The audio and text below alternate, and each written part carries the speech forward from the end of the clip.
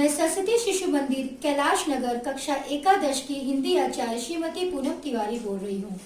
आज हम पद्यांश पाठ 1 कबीर के पद हम तो एक एक करी जाना, इसके बारे में हम पढ़ेंगे। कबीर दास जी ने कहा है कि इस जगत में जगत और ब्रह्म को एक ही माना है, लेकिन लोगों की अज्ञानतावश इन दोनों को अलग अलग मानते हैं।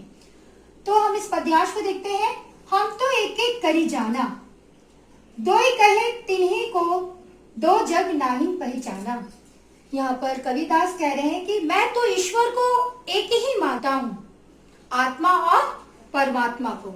आत्मा और परमात्मा को मैं एक ही जानता हूँ, जगत और ब्रह्म को मैं एक ही जानता हूँ।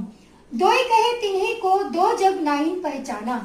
जो अज्ञानवश हैं, जिनको परमात्मा का ज्ञान नहीं है, वही जगत और ब्रह्म को अलग अलग समझ रहे हैं। वो इस जगत को एक नरक के रूप में देख रहे हैं। एक पवन एक ही पानी एक ही ज्योति समाना। यहाँ पर कबीरदास जी कह रहे हैं कि एक वायु, जल, है ना, पानी या ज्योति, सब उस परमात्मा का एक ही रूप है, उसी में सारे व्याप्त हैं, एक ही रूप में व्याप्त हैं। यहाँ पर एक खाक गड़े सब भाड़े एक कोहरा साना। यहाँ पर कवि कह रहे हैं कि एक खाक गड़े सब भाड़े एक कोहरा साना। यहाँ मतलब कबीरदास जी कह रहे हैं कि हम सारे जगत के लोग, मनुष्य प्राणी एक ही मिट्टी के रूप में बने हैं, एक ही मिट्टी से सारे गढ़े गए हैं, और उसको गढ़ने वाला जो कुम्हार है वो कौन है? वो ईश्वर है। वो हमारा जो शरीर है, जैसे बाड़ी हमारा जो शरीर जो है इस पंच तत्व रूपी काया में ही बना है, और वो पंच तत्व रूपी काया वो स्वयं ईश्वर का ही एक रूप है। पंच तत्व धरती, आकाश, वायु, अग्नि, जल, ये जो पंच तत्व जो काया है, इसी के आधार पे हमारा शरीर बना है। वो सब एक ही रूप में बना है। वो ईश्वर रूपी जो ईश्वर जो कुम्हार रूपी है, हम सब एक ही मिट्टी में गड़ा है। एक खाके गड़े सब भाड़े एक कोहरा साना में।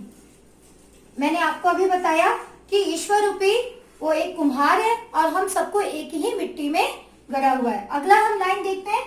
जैसे बाड़ी काष्ठ की काटे अग्नि न काटे कोई। कवि कह रहा है यहाँ पर, जैसे जो बढ़ई होता है वो लकड़ी को तो काट सकता है, वो लकड़ी को काट सकता है, परंतु आत्मा को नहीं काट सकता, अग्नि को नहीं काट सकता, है ना। जो लकड़ी को तो काट सकता है लेकिन अग्नि को नहीं काट सकता। उसी तरह से सब घटी अंतरी तो ही व्यापक धरे स्वरूपे सोई। उसी तरह से ये शरीर क्या है? ये नश्वर है। ये शरीर नश्वर है। ये शरीर तो नाश हो सकती, लेकिन इसके अंदर जो आत्मा है उसका कोई नाश नहीं कर सकता।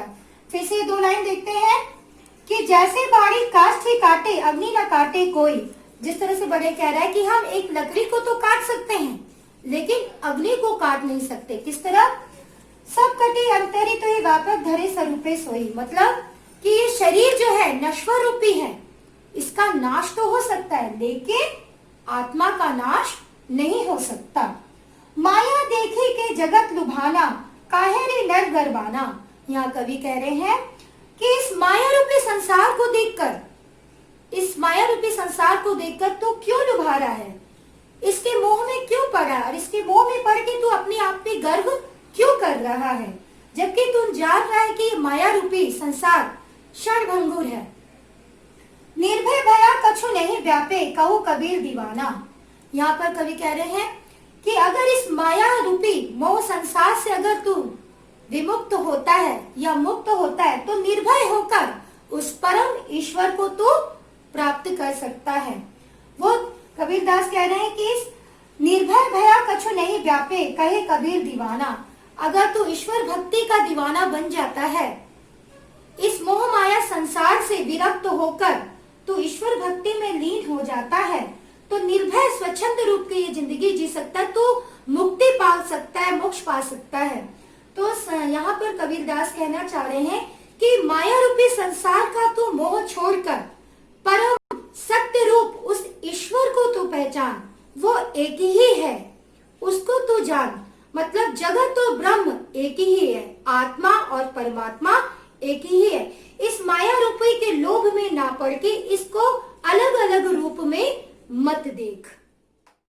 पद्यांश 2 का हम पहला भाग देखेंगे।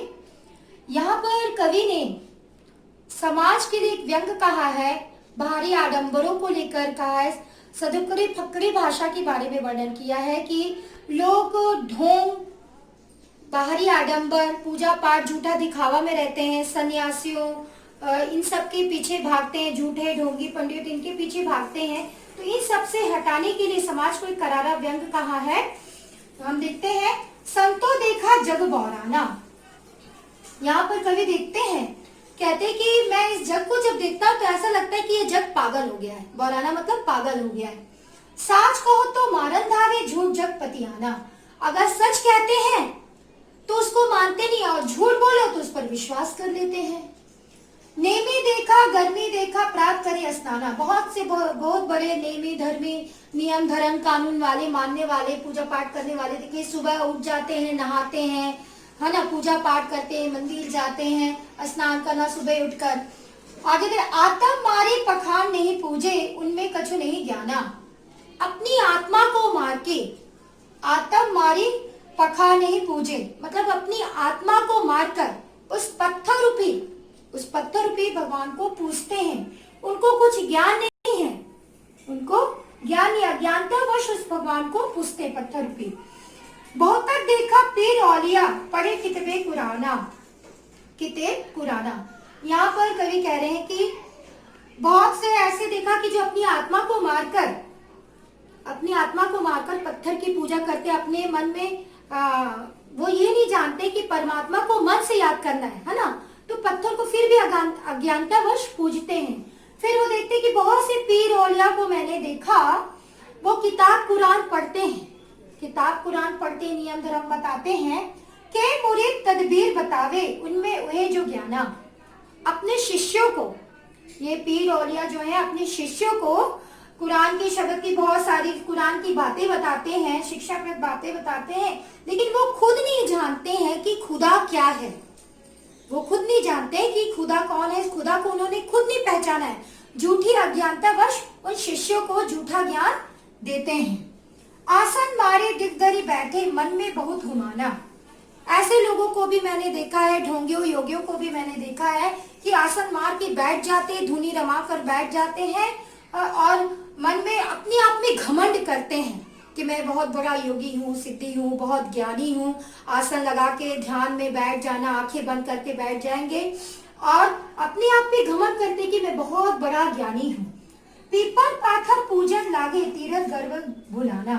ऐसे लोग पीपल पत्थर को पूजने लगते हैं और तीर्थ यात्रा करके, ऐसे समाज के लोग जो है पीपल को पूजना, पत्थर को पूजना और तीर्थ यात्रा करना और इस सबको करके वो अपने आप पर एक घमंड करते हैं कि मैं बहुत अच्छा कार्य कर रहा हूँ, बहुत मैं तो ईश्वर को जान लिया। लेकिन देखा जाए तो वो आंतरिक रूप से ईश्वर को तो अभी पहचाना नहीं, वो बाहरी आडंबर में ही घुसा हुआ है।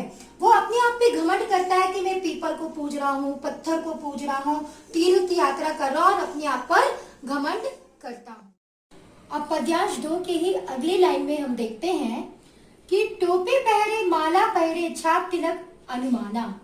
यहाँ पर कवि बोल रहे हैं कि कई ऐसे ढोंगियों लोग को देखा है मैंने कि टोपी पहन लेते हैं, माला धारण कर लेते हैं, तिलक माथे में लगा लेंगे, छापा लगा लेंगे, छाप लेंगे अपने शरीर को पूरा, तिलक तिलक लगा के छाप लेते हैं और साखी सबदी गावत भूले, आत्म खबरी ना जाना।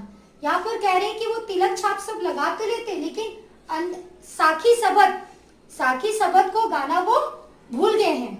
आत्म खबरी ना जाना, अपनी आत्मा की खबर, अपनी आत्मा को नहीं जान पा रहे हैं। वो ये कहना चाह रहे हैं कि अपनी आत्मा को टटोल के देखें कि स्वयं उसमें ईश्वर वास करता है, लेकिन इस ढोंग पाखंड में बने हुए हैं, तिलक लगा रहे हैं, छाप टोपी पहन रहे हैं, तिलक छाप रहे हैं, अपने शरीर को छापा लगा रहे हैं, इस तरह से अपने आप पर एक कर रहे कि हाँ मैं बहुत बड़ा ज्ञानी हूँ, पंडित हूँ, इस तरह से जान रहे। वो साखी सबद के गाना भूल गए हैं, वो ज्ञान की बातें करना भूल गए हैं। अपनी आत्मा को भी वो टटोल के नहीं देख रहे हैं। हिंदू कहे वही राम प्यारा, तर्क कहे रहीमाना। हिंदू लोग कहते हैं कि हमें तो राम प्यारा है, और मुस्लिम लोग कहते हैं कि हमें रहीम प्यारा। वो ये चीज नहीं जान रहे हैं लोग कि राम और रहीम तो दोनों एक ही रूप है, फिर भी ये समाज दोनों में अंतर किए हुए बैठा है। आपस में तो लरी लरी मुरे मर्म न काहू जाना। सही बात है कि ये जो हिंदू और मुस्लिम है दोनों आपस में लड़े कि हमारा राम है, तो मुस्लिम लोग कह रहे हैं हमारा रहीम ईश्वर है। ये नहीं जान रहे आपस में एक दूसरे से लड़ रहे हैं, भीग रहे हैं, मर रहे हैं, एक दूसरे को मार काट रहे हैं। वो ये नहीं जान रहे कि राम रहीम दोनों एक ही है, एक ही ईश्वर का रूप है, एक ही परमात्मा है। धर धर मंत्र देख फिरते महिमा के अभिमाना।